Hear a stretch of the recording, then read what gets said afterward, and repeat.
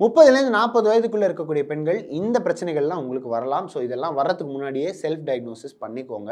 முதல் விஷயம் என்ன அப்படின்னு பார்த்தீங்கன்னா, உங்களோட எலும்பு தேய்மானம்.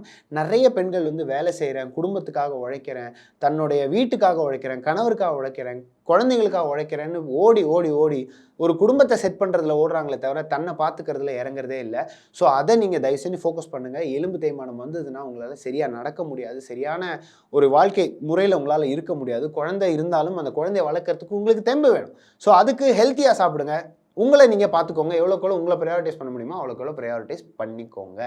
2வது முக்கியமான விஷயம் பிரஸ்ட் கேன்சர். இத பத்தின பெரிய அவேர்னஸ் இருந்தாலும், ஒரு சின்ன சிம்ப்டம்ஸ் வந்தா கூட அத இக்னோர் பண்ணிட்டு, அது ஒண்ணும் இல்ல சரியா போயிடும் அப்படின்னு சொல்லக்கூடிய அந்த ஒரு ஒரு ஒரு அவாய்ட் பண்ற டெண்டன்சி கண்டிப்பா இருக்கக்கூடாது. எந்த ஒரு சின்ன விஷயமா இருந்தாலும் உடனே உங்க டாக்டர் கிட்ட போய் பாருங்க. அண்ட் இதுக்கு செல்ஃப் டயக்னோசிஸ் மெத்தட்ஸும் நெறைய இருக்கு. ஏன்னா, நீங்க உங்க குடும்பத்த பார்த்துக்கிறத விட, நீங்க உங்கள பார்த்துக்கிறது ரொம்ப ரொம்ப முக்கியமான விஷயம். 3வது முக்கியமான விஷயம் ஹார்மோனல் இஷ்யூஸ். அதாவது குழந்தை பொறக்கும்போது ஒரு ஹார்மோனல் சேஞ்சஸ் இருக்கும். ஆனா குழந்தை பொறந்ததுக்கு அப்புறமா அந்த வலியில பயங்கரமான ஹார்மோனல் சேஞ்சஸ் இருக்கும். அண்ட் இதெல்லாம் வந்து நீங்க ஹேண்டில் பண்றதுக்கு உங்களோட லைஃப் ஸ்டைல சரி பண்ணுங்க. முடிஞ்ச அளவுக்கு உங்களுக்கு ஒரு நாளைக்கு ஒரு 20, 30 மினிட்ஸ் யோகா பண்ணுங்க. ஒரு 1 ஹவர் எக்ஸர்சைஸ் பண்ணுங்க. உங்கள நீங்க பிரையாரிடைஸ் பண்ணிக்கோங்க. இது கூடவே உங்க கணவர நீங்க பார்த்துக்கிறது முக்கியம் இல்ல. உங்க கணவர் உங்கள பார்த்துக்கணும். அதுதான் ரொம்ப ரொம்ப முக்கியம்.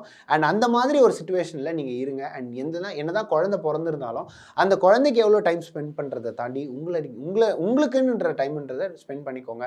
ஒரு ப்ராப்பரான லைஃப் ஸ்டைல்குள்ள வாங்க. ஹெல்த்தியா சாப்பிடுங்க. ஒரு பேலன்ஸ் மீல வச்சுக்கோங்க.